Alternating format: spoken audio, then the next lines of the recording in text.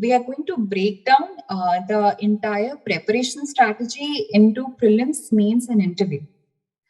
As I said earlier, that I had in the initial phase, I had focused more on mains rather than on prelims.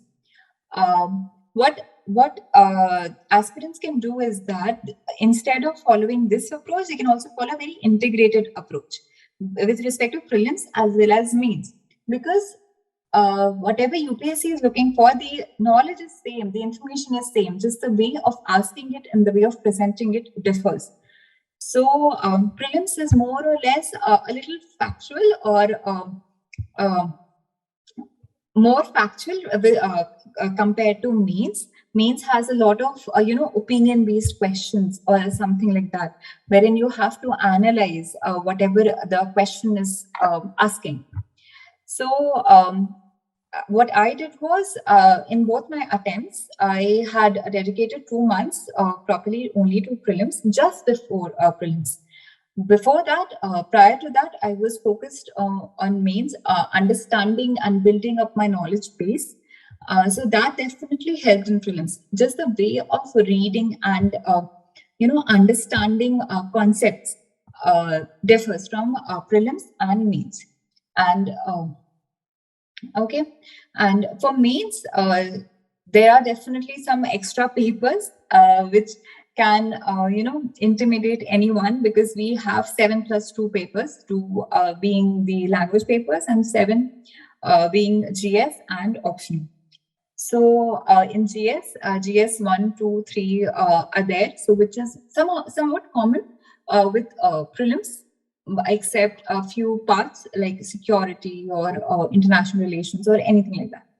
And then there are extra papers of essay, ethics, and 2 optional papers. So in essay, like I said, that your knowledge base keeps on building up. So this is the cumulative knowledge that you have to apply and you have to write the essays on. So your essays can, if you refer to previous year questions, so your essays can vary from any current affairs related topic, be it related to women empowerment or food security or some border related security issues or anything like that.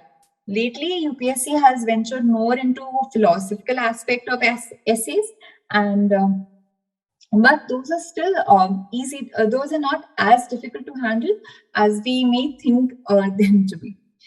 And so essay preparation separately, it does not require a lot of effort, because if you're preparing your GS well, essay will come naturally. The only extra thing that essay requires is writing practice, which is there for all the mains papers. So many people do practice answer writing before prelims, but I did not have the time for that, because I think I may have lacked a little bit on my planning part. But I did my answer writing only during the time between prelims and mains. So for answer writing, when you start writing answers, I would suggest first give some time to build your knowledge base. I think 2 to 3 months or 4 months is required to build a base, of a foundation, to have a little understanding of things, to have to get a hang of the things that are around us, or to get a reading of all the static material. So once you do that, then you start writing answers. What happens is that many aspirants think that we are going to finish our preparation only, then we will be capable enough to write answers. I think that should not be done, because UPSC preparation is like never ending. You have to utilize whatever knowledge you've gained and you have to apply it. You have to present it in such a manner that the examiner also thinks that you have a lot of idea about what you're talking.